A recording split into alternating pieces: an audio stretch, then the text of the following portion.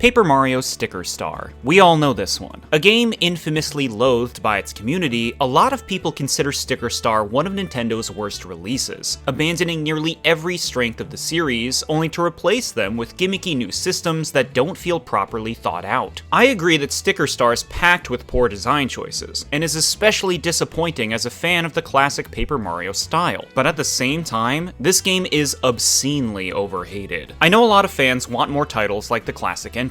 Those are my favorites too, but the sheer vitriol thrown at this game is frankly beyond hyperbolic at this point. Sticker Star isn't so bad that there's nothing to enjoy about it. I'd even say some of these changes allow for a better paced experience. But don't mistake me here, Sticker Star has robust and persistent flaws that drag this game down, especially your first time through. In this video, I'm going to lay out what I found to be the best and the worst aspects of this game. Be warned that full spoilers for Paper Mario Sticker Star are on the table.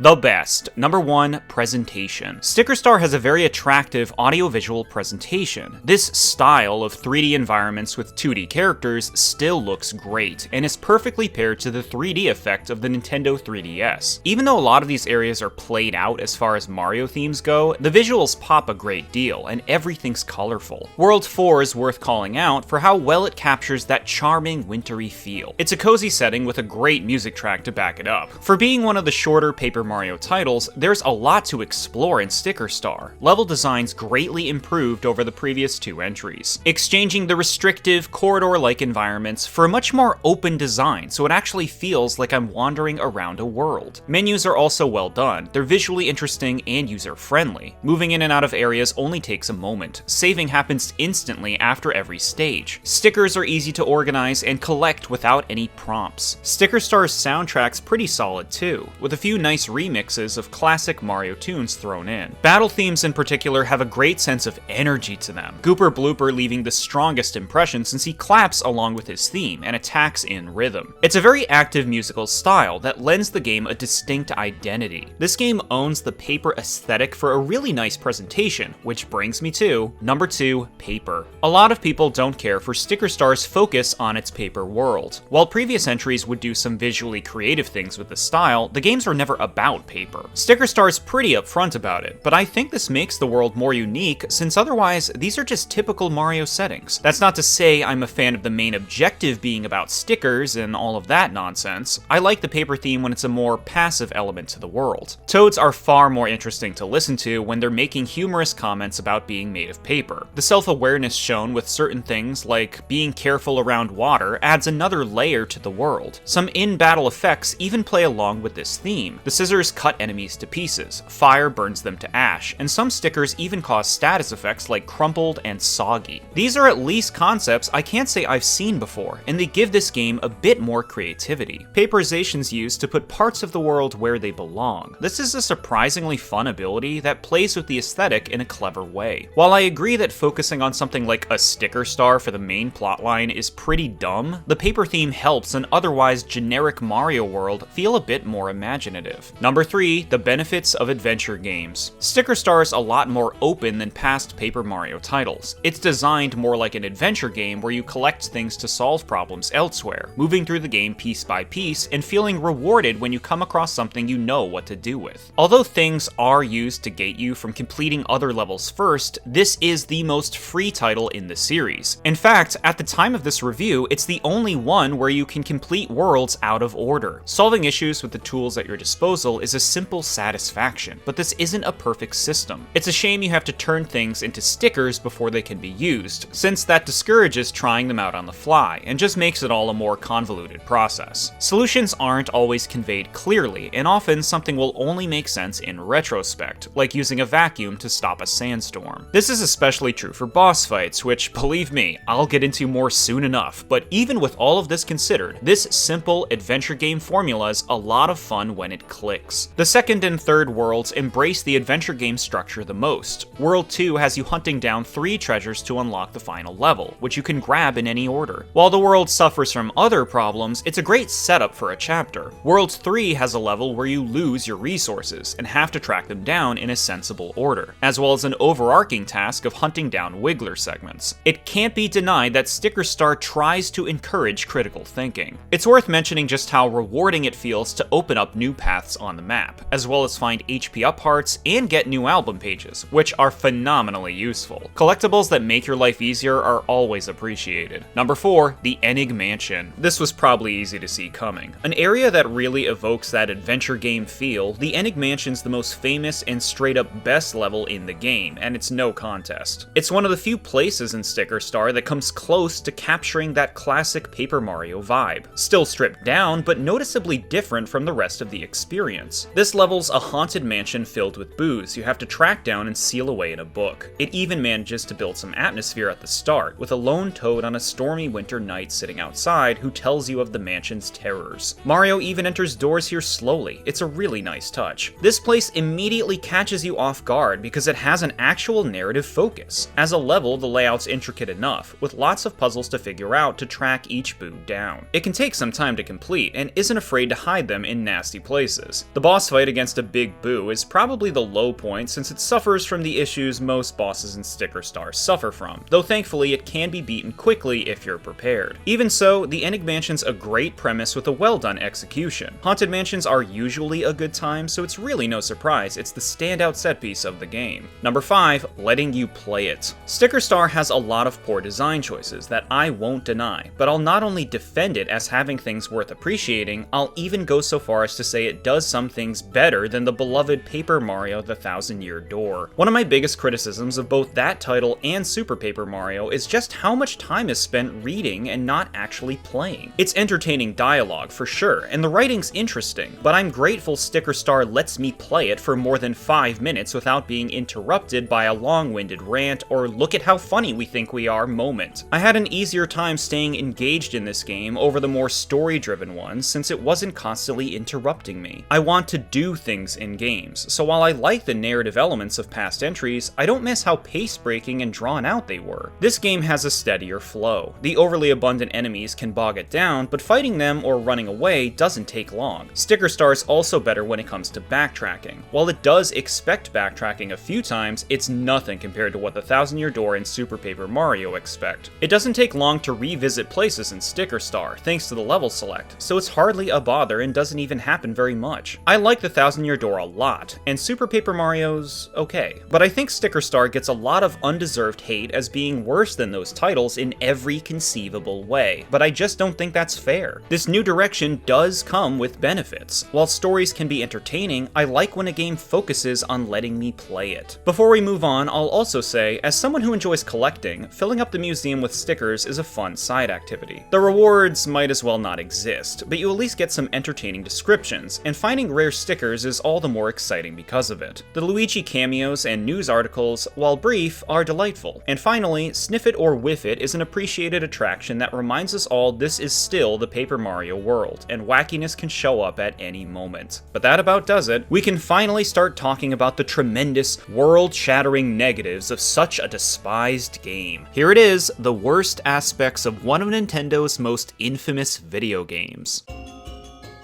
The worst. Number 1, the Paper Mario Overhaul. This series is special to a lot of people, myself included. The first 2 titles are cherished for fleshing out the Mario universe in a fascinating way, identifying the characters and enemies of this franchise, while also providing simple and satisfying combat. The third title, Super Paper Mario, sadly ditched the old gameplay formula, but is still appreciated for at least keeping the narrative elements alive, as well as the creativity. Sticker Star continues the reduction further, by abandoning even those qualities, without replacing them with, well, much of anything. It's a husk of what the series once was. Gone are the days of an inspired world of stories and originality. Instead, we have unimaginative themes that are already overused in the series in a charmless world of basic Toads and Mario enemies. I mean, come on, the first world boss is a Goomba of all things, and while segmenting the world into levels has benefits, it certainly doesn't help it feel believable. Sticker Star made a lot of changes to the series' narrative narrative, combat, and game design, and very few of those changes feel well thought out. It's so all over the place it's hard to believe even the developers knew what they were going for. Sticker Star's first impression can be a real gut punch to fans of the older titles. It's just so unapologetically safe and boring. Nearly everything in this game has been seen somewhere in the Mario series before. Themes, enemies, characters, it's all so tame it's hard to care about any of it. I'm all for trying out new ideas, but it's rare to play a game that's so obviously misguided. There's a lot to unpack here, so let's get deeper into these disappointments. Number 2, abandoning narrative. Barebones doesn't begin to cover just how reduced the focus on narrative here is compared to previous entries. The opening's only a brief scene setting up the game. No one even talks during it, and that's basically all the setup that happens. Kirsty's your partner in this game and isn't especially likable. Her personality can be summed up with bossy, but she's not very endearing, and doesn't have much depth beyond that. I expressed before that I like the paper focus when it's a more supplementary element, and this opening shows just how stupid it is when it's the primary focus. Royal stickers, a yearly sticker fest for a sticker comet that grants wishes, which splits apart if anyone touches it. This is a little too dumb, and so nonsensical it's impossible to care about. Peach is kidnapped and doesn't even say anything until the end of the game, and even then it's not much. Her character from the previous games is largely gone, but she didn't get hit as hard as Bowser, who doesn't even speak anymore. One of the most appealing things about this series is getting to see these characters' personalities. Bowser was often a good source of humor, but he's been reduced to a brain-dead monster to serve as the antagonist. It's night and day compared to previous titles, and immensely disappointing. The rest of the game doesn't give you much to work with either. Most worlds don't have an overarching story. You're mostly just going through areas to find the royal stickers without any connective narrative, and the fact that nearly every NPC is a basic toad, none of which have names mind you, makes it feel fake and shallow. World 3 is the only one with an active plotline, and even has a distinct NPC in the form of Wiggler. As basic as this is, at least it's something to focus on. You see glimpses here and there of the old style, like Mr. Blizzard, who has a sympathetic backstory, or when rummaging around the garbage dump notes. But otherwise, Sticker Star's devoid of depth. The world feels empty and meaningless. Bosses have a single short flashback to explain why they're bosses with nothing else to them. Even Comet and Bowser Jr. aren't compelling since they're just going through the motions. The first world's the most standard Mario first area you've ever seen. It gives you nothing to latch onto. Sticker Star's ending isn't much of a payoff for seeing this game through either. It even tries for an emotional sacrifice that's so by the numbers it has no impact. Afterwards, the game closes out on a book cover like it just told me a story. I like a post-credits parade, but man does it highlight just how little there is to care about. It's a bland world that doesn't even feel like it's trying. Number 3, the battle system. While I'm glad combat's returned to a turn-based RPG style after Super Paper Mario replaced it with platforming, it's unfortunately very stripped down from the older titles. The developers seem unaware of what makes a turn-based battle system appealing in the first place, since it lacks the strengths of the format, satisfying decision-making, and worthwhile rewards. You know it's a failure when you desperately avoid combat. To start, all moves are consumable, meaning every action costs resources. Even dealing a single point of damage costs a sticker. A battle system based on consumables doesn't feel good to interact with. It just discourages me from wanting to fight and waste my stickers, especially since there's limited space to hold them. Targeting enemies is another disappointment. Instead of just willfully being able to choose the enemy I want to attack, I'm arbitrarily forced to attack things in order, which is annoyingly restrictive. Considering fights don't reward you with anything outside of coins and the offhand sticker, there's absolutely no incentive to bother with enemies if you don't have to. You can spend coins to buy more stickers, but they're best used to buy things without having to retread old levels. I was meticulous about collecting stickers, so I never needed to buy any for battles. You only get coins back for fighting, so there's little incentive to engage with enemies, and since they also cost resources, why wouldn't you avoid them? Combat also has a battle spinner that'll let you use multiple stickers in a single turn, but I've never liked slot machines. It's not that hard to line them up if you focus, but you're kidding if you think I want to put that kind of effort in every time I use it. All of these decisions create a combat system you just want to avoid. It's a wasteful and confused system, like a weird half-step towards the older style without understanding why it was fun in the first place. I can't stand when a fight goes on for even a turn longer than necessary. It doesn't help how much this game spams enemies. enemies. Random battles are far too present, and while a lot of them are easy to avoid, they make some levels a chore to get through. They probably did this to increase playtime, but they just feel like punishments. Number 4, boss design. Bosses are a whole other misery of combat design. Since stickers are disposable, you're not always going to have certain types on you, and the game made the glorious decision to have most bosses require specific things for them to not be a huge waste of time that burns through all of your resources. If the appropriate things were clearly conveyed ahead of time, that would be one thing, but too often they ask for something that wasn't clear at all until you're in the battle, and even then, the timing for when to use stickers is very particular. It only takes a single mistake, like using a sticker a turn early, to blow the entire fight. Generally, you can win fights even if you don't have the preferred answer, but they're intended to counter the boss, and without them, it takes a lot of damage and a lot of stickers to win. It's awful boss design, thanks to a lot of trial and error. I brought a fan to the Mega Sparkle Goomba fight, but I specifically had to wait for the boss to flip its pieces around individually for it to work properly, which only makes sense in retrospect. Kirsty even made a snide remark about how I should try a little harder next time, when I had won the battle anyway, but just didn't use the specific cryptic solution the game wanted me to. Good God, way to bring me down after I was victorious. It's too easy to mess boss fights up,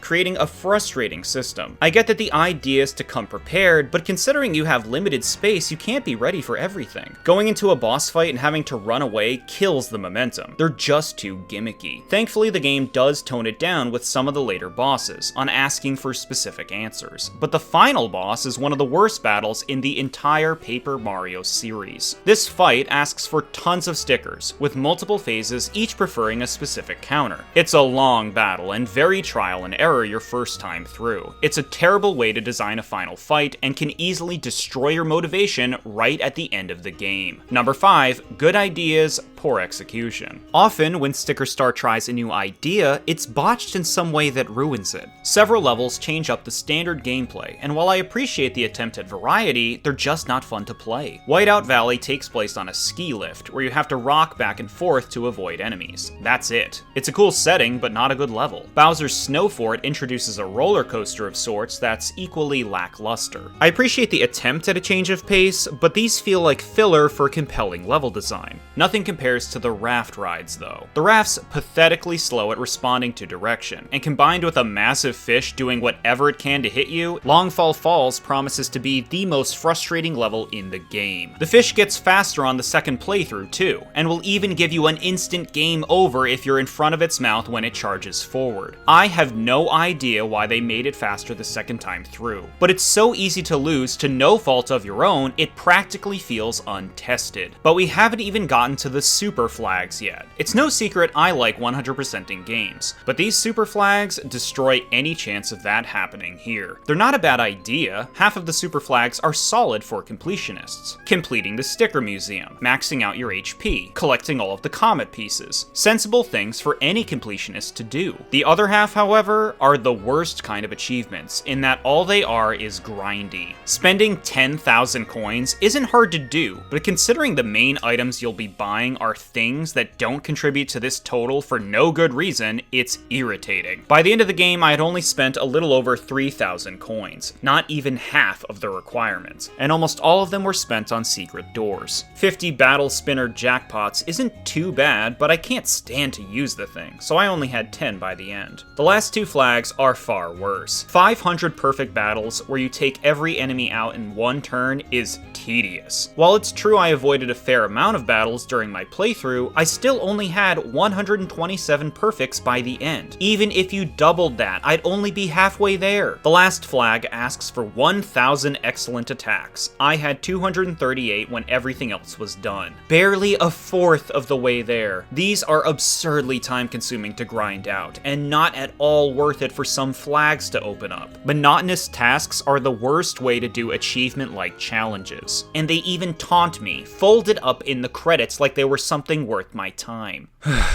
Sticker Star has major issues, it's no secret. So many of these design choices are strange and confusing. Over time, I've learned to enjoy playing this game. Not the combat so much, but the open world exploration. I'm a sucker for the Paper Mario aesthetic, and ignoring the enemy spam and cryptic moments, these levels are fun to explore. I wouldn't say Sticker Star is a good game, but I did enjoy myself most of the time I was playing it. I'd even go so far as to say I enjoyed it more than Super Paper Mario.